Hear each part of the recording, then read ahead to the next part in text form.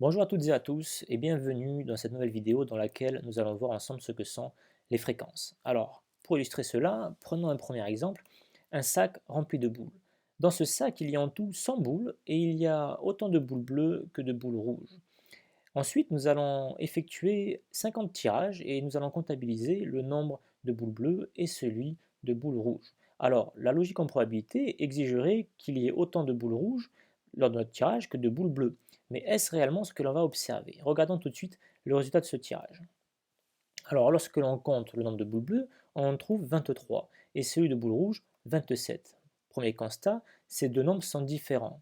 Alors, il y a 23 boules bleues pour un total de 50 boules, ce qui signifie que la proportion de boules bleues est de 23 cinquantièmes. Celle de boules rouges, elle, est de 27 cinquantièmes. Ces proportions, ce sont justement ce qu'on appelle les fréquences. Ce sont des valeurs expérimentales, alors que les probabilités, elles, sont des valeurs théoriques. Dès lors, on se pose la question, existe-t-il un lien qui unit les fréquences aux probabilités?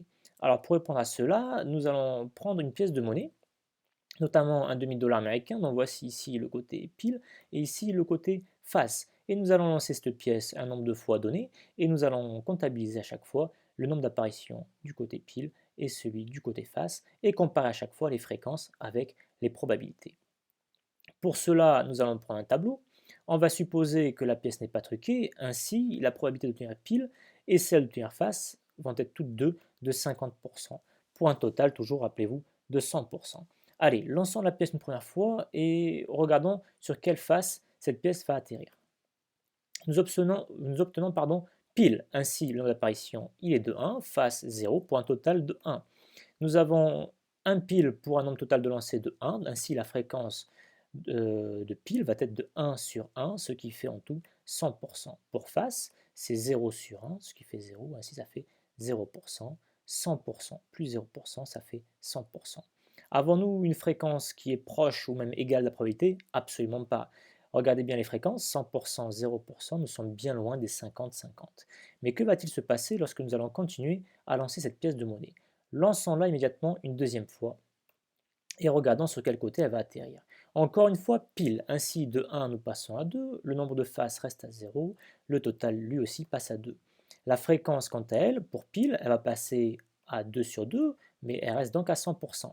Pour face, 0 sur 2, elle reste à 0%. Encore une fois, nous sommes bien éloignés des 50-50. Poursuivons notre lancée. Une troisième fois, et cette fois-ci, la pièce retombe sur le côté face. Ainsi, le nombre d'apparitions du côté pile reste à 2, celui du côté face, il passe à 1 pour un total de 3. La fréquence d'apparition du côté pile, quant à elle, va passer à 2 tiers, ce qui fait environ 67%. Pour le côté face, à 1 tiers, ce qui fait environ 33%. Alors, premier constat, on est encore loin des 50%, mais ces fréquences-là se rapprochent de plus en plus des 50%. Poursuivons et lançons la pièce encore 4 fois d'affilée pour gagner du temps. Et nous allons faire le décompte après ces 4 lancers. Donc cette fois-ci, le nombre d'apparitions du côté pile passe de 2 à 4, celui du côté face passe de 1 à 3, pardon, et le total passe de 2 à 7. La fréquence d'apparition du côté pile va donc être de 4 septièmes, ce qui fait environ 57%. Pour le côté face, 3 septièmes, ce qui fait environ 43%.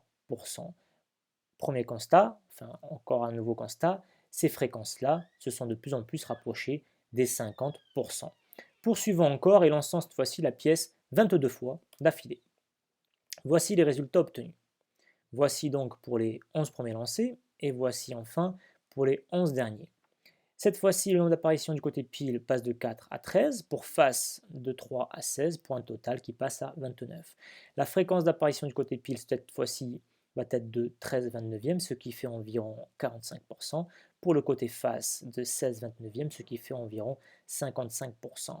Alors, nous sommes encore éloignés des 50-50, mais nous remarquons toutefois que ces fréquences-là se rapprochent drastiquement des 50%. Alors, je vais vous poser une question. À votre avis, quand je vais continuer à lancer cette pièce, que va-t-il se passer au niveau de ces fréquences? Alors, j'imagine que vous avez tous la réponse. Ces fréquences-là, bien entendu, vont se rapprocher des valeurs de probabilité qui sont de 50%. Mais alors, à quel moment est-ce que ces fréquences vont être égales justement à ces probabilités? Eh bien, plus on va le lancer, plus elles vont se rapprocher des probabilités. Et donc, en fait, la réponse est toute simple. pour avoir une fréquence qui est égale à la probabilité, il faut lancer la pièce une infinité de fois. Voici le lien qui unit les fréquences aux probabilités.